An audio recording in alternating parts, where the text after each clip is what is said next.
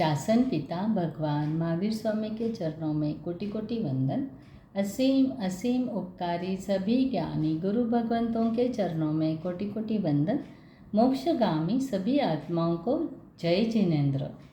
जैन दर्शन में 9 का अंक यानी 9 अंक का महत्व बहुत बताया गया है और बहुत सारी ऐसी चीज़ें जो है वो 9 अंक से जुड़ी हुई है। तो हमें थोड़ी थोड़ी तो पता रहती है कि नौकार पहले तो प्रथम स्थान पे आता है। नौकार नौकार के 9 पद होते हैं और ये 9 पद की महिमा से ही ये 9 पद एम्बिल की ओली, इसके ऊपर ही ये 9 पद एम्बिल की ओली है। ऐसे ही आज हम जो 9 अंक की महिमा जैन दर्शन में बताई गई है उसके बारे में थोड़ा ज़्यादा विस्तृत से जानेंगे। तो पहले उसमें आएगा जितने भी 9 अंक में समावेश होता है जिनका उसके बारे में आज हम बात करेंगे। प्रथम आता है ब्रह्मचर्य की 9 गुप्ती कहो, रक्षा कहो या बाड़ कहो, जैसे एक बाउंड्री लाइन होती है। जो भी ब्रह्मचारी आत्माएं हैं उनके लिए इन 9 चीज़ों का ध्यान रखना बहुत ज़रूरी होता है। उसमें कहा गया है कि ऐसे स्थान में न रहे जहाँ पर स्त्री पशु नपुंसक रहते हैं या बार बार आते जाते रहते हैं। सेकंड में कहा गया है ब्रह्मचारी पुरुष जो स्त्री संबंधी का काम राग बढ़ाने वाली कथा वार्ता कभी भी न करे। और तीसरा कहा गया है स्त्री जिस स्थान पर बैठी हो उस स्थान पर ब्रह्मचारी ने कुछ समय के लिए वहाँ पे नहीं बैठना है। यानी जिस कुर्सी या जो भी चीज़ बैठने की होती है उस पर अगर पहले स्त्री बैठी है तो कुछ समय के बाद ही ब्रह्मचारी पुरुष उस पर बैठ सकता है। ब्रह्मचारी पुरुष स्त्री के अंगोपांग रूप लावण्य निरखे नहीं और बार बार नज़र यहाँ वहाँ भर के नहीं। नेक्स्ट में आता है जो भी ब्रह्मचारी है वह स्त्री के रुदन गीत हास्य आक्रंदन कुजित इत्यादि शब्द जो सुनाई पड़े तो उसे रसपूर्वक न सुने। ब्रह्मचारी पुरुष जो पूर्व काल के स्त्री के साथ भोगे हुए भोगों को याद न करे। बाद में आता है अगर जो भी ब्रह्मचारी है वह हमेशा सरस स्वादिष्ट आहार न करे और अगर वह लुखा सुखा आहार भी दब दब कर न करे। 9वां आता है कि ब्रह्मचर्य वो जो है वह स्नान श्रृंगार खुद करता नहीं है और शरीर का मंडन विभूषा भी नहीं करनी है। तो ये बातें ब्रह्मचर्य की 9 वार्ड में बताई गई है। वह ब्रह्मचर्य फिर पुरुष रहने दो या स्त्री रहने दो, ये 9 जो गुप्ती बताई गई है यह गुप्ती उनके ब्रह्मचर्य की रक्षा करने के लिए बहुत ज़रूरी है। उसके बाद आता है जो चक्रवर्ती के 9 निधान कहे गए हैं, यानी उनके पास जो खजाना होता है भंडार होता है वो 9 प्रकार के निधान यानी नैसर्ग निधान, पांडुप निधान, पिंगल निधान, सर्वरत्न निधान, महापद्म काल निधि, महाकाल निधि, मानव निधि और शंख निधि, ये 9 निधान बताए गए हैं। अब जो पुण्य हमें उपार्जन करना है उसके भी 9 प्रकार बताए गए हैं।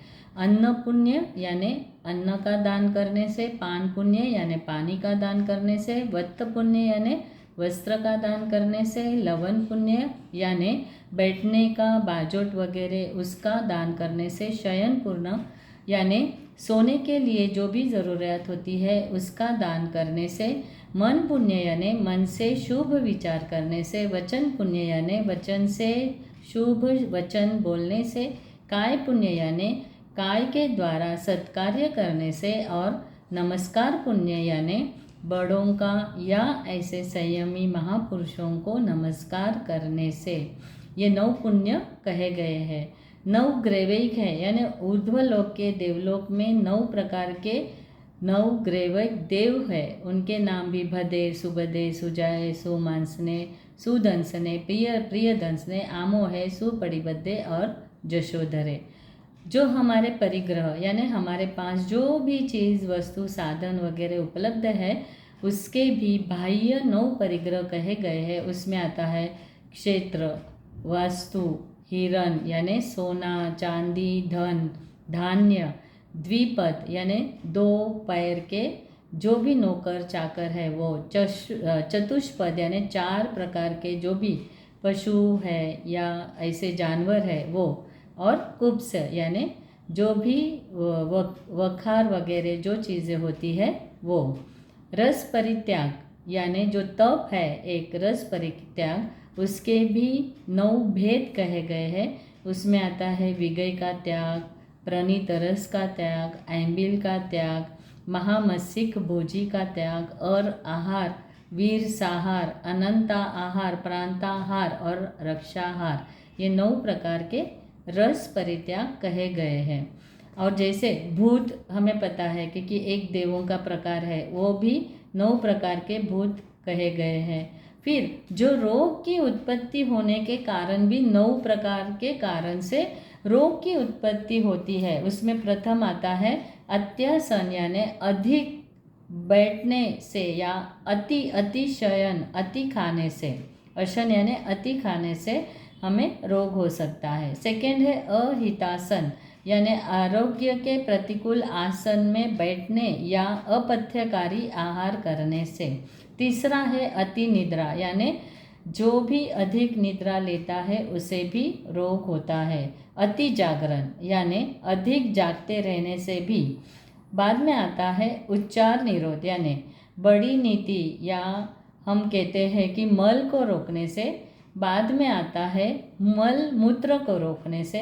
अति मार्ग गमन यानी बहुत निरंतर चलते रहने से। बाद में आता है भोजन की प्रतिकूलता यानी अपनी प्रकृति से प्रतिकूल भोजन करने से। और इंद्रियार्थ विकोपन यानी इंद्रियों के विकार से या विषयों में अति वृद्ध रहने से भी रोग होते हैं। अब दिवाली किसकी यानी जिन्होंने उत्तम कार्य किए हैं, जो उसके लिए बहुत ही पहचाने जाते हैं, ऐसी जो बातें की गई है वो भी 9 है। तो ज्ञान की अगर बात करते हैं तो ज्ञान की दिवाली गौतम स्वामी की, दर्शन की दिवाली वो सुलसा श्राविका की, चारित्र की दिवाली पुंडरीक जी की, तप की दिवाली धन्ना अनगार की कही गई है। दया की दिवाली मेघरथ राजा और धर्मरुचि अनगार की कही गई। क्षमा की दिवाली गत्सुकुमार और उदयन राजा की कही गई। दान की दिवाली संगम गोवाला की कही गई। शील की दिवाली विजय शेठानी की कही गई। और भाव की दिवाली जीर्ण शेठ की कही गई। जैसे 9 तत्व भी हमें पता है, तत्व भी 9 है। जीव तत्व, अजीव तत्व, पुण्य पाप, आश्रव, संवर, निर्जरा और मोक्ष, ये बंध और मोक्ष, ये 9 तत्व कहे गए हैं। अब 9 अमृत कुंड कहे गए हैं यानी जो सबसे श्रेष्ठ है, ऐसी 9 बातें बताई गई है। उसमें आता है प्रथम करुणा युक्त चित्त यानी जिनका चित्त करुणा से भरपूर है वह। सेकंड में आता है मधुरता युक्त वचन। थर्ड में आता है प्रसन्नता युक्त दृष्टि। फोर्थ क्षमा युक्त शक्ति। फिफ्थ में आता है श्रुत युक्त मति। बाद में आता है ज्ञान युक्त लक्ष्मी, शील युक्त रूप, कोमलता युक्त सत्ता और विनय युक्त ज्ञान।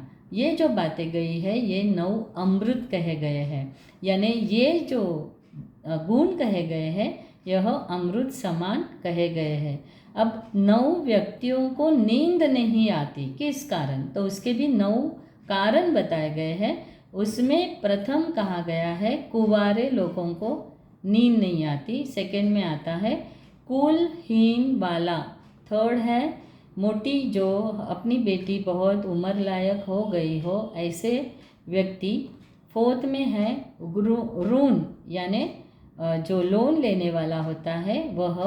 फिफ्थ में आता है भूखे पेट यानी उनका पेट खाली ही रहता है, वह भूखे पेट वाला। मार्ग में रोड़ा डालने वाला। सेवेंथ में आता है उजाड़ खेती वाला। एथ है हायधन थोड़ी लेने वाला। और 9th बोल है वह है रोग जिनको हुआ है वह। इस 9 कारण से व्यक्ति को नींद नहीं आती है। अब लोकांतिक देवों के भी 9 भेद कहे गए हैं। दर्शनावर्ण्य कर्म की भी 9 उत्तर प्रकृतियाँ कही गई है। 9 कषाय मोहनीय की जो प्रकृति है वह भी 9 है।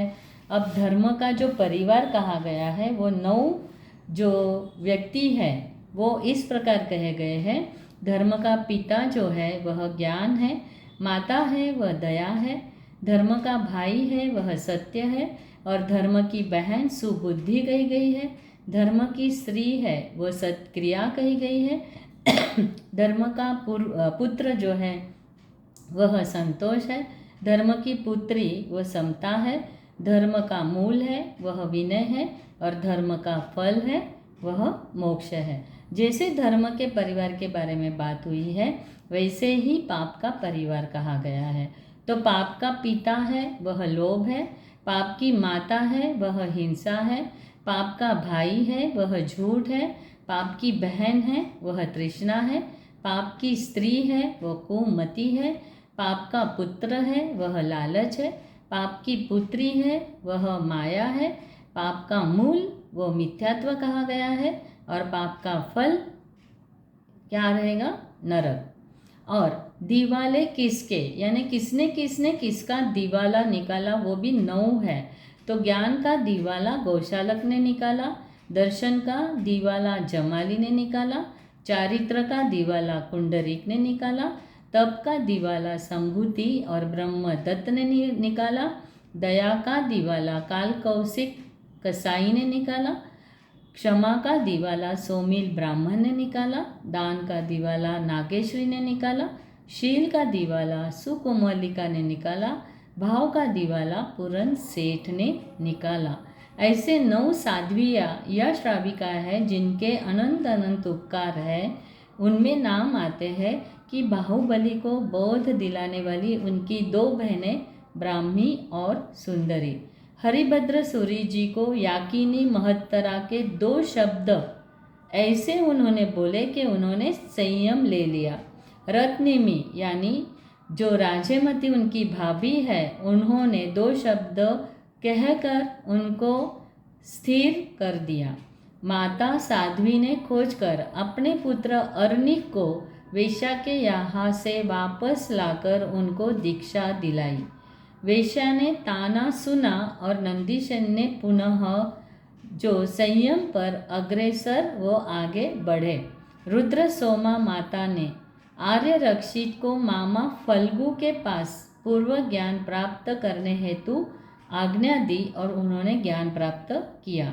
साध्वी सुव्रता जी और सती प्रभंजना को लग्न करने जाते समय उपदेश देकर उनको केवली बना दिया।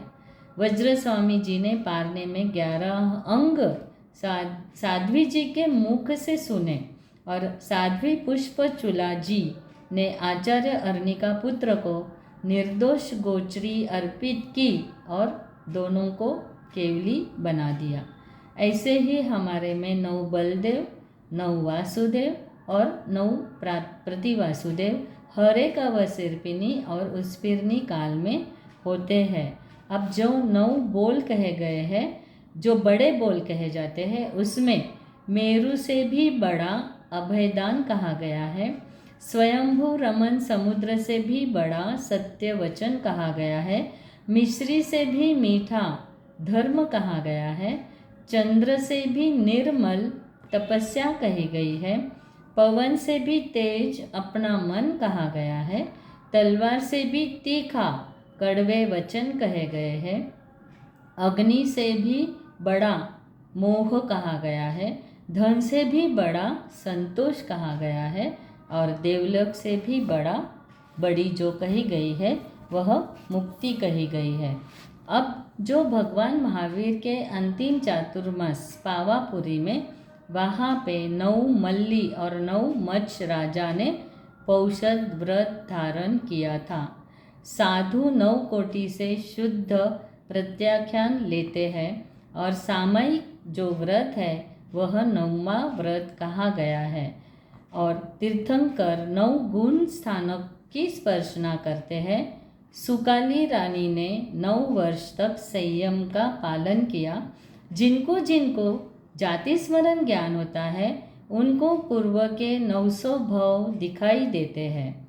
शांतिनाथ भगवान ने 900 के साथ दीक्षा ली, 900 के साथ वो केवली बने और 900 के साथ उनका निर्वाण हुआ।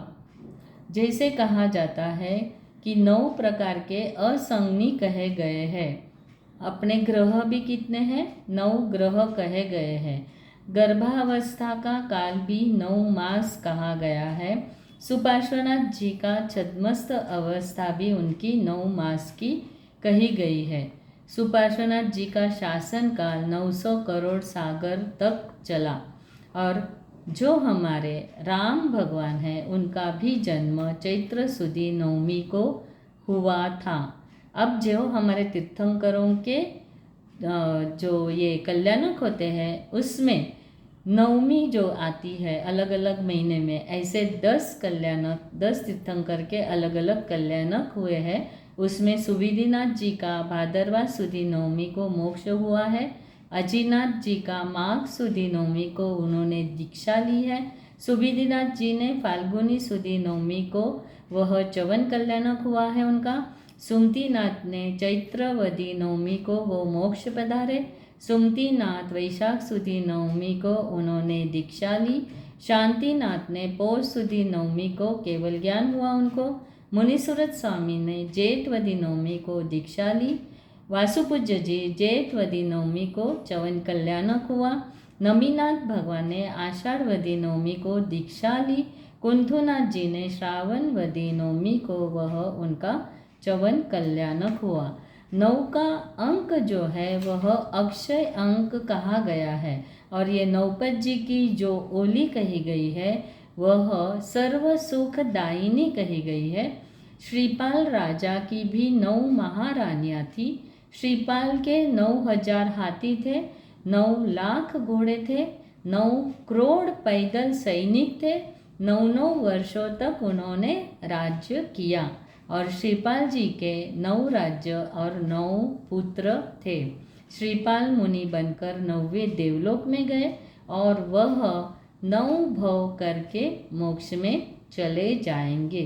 तो ये है 9 अंक की महिमा जो अपने जैन दर्शन में बताई गई है। आज हमें थोड़ी तो पता थी, थोड़ी बातें पता थी, लेकिन आज विस्तार से जितनी भी 9 अंक से रिलेटेड है उनकी जानकारी हमें ज़्यादा से ज़्यादा समझ में आई है। तो आज के सेशन में जिनाग्ना के विरुद्ध कुछ भी कहा गया हो तो उसके लिए तस्मिच्छामि दुक्कडम। जय जिनेन्द्र।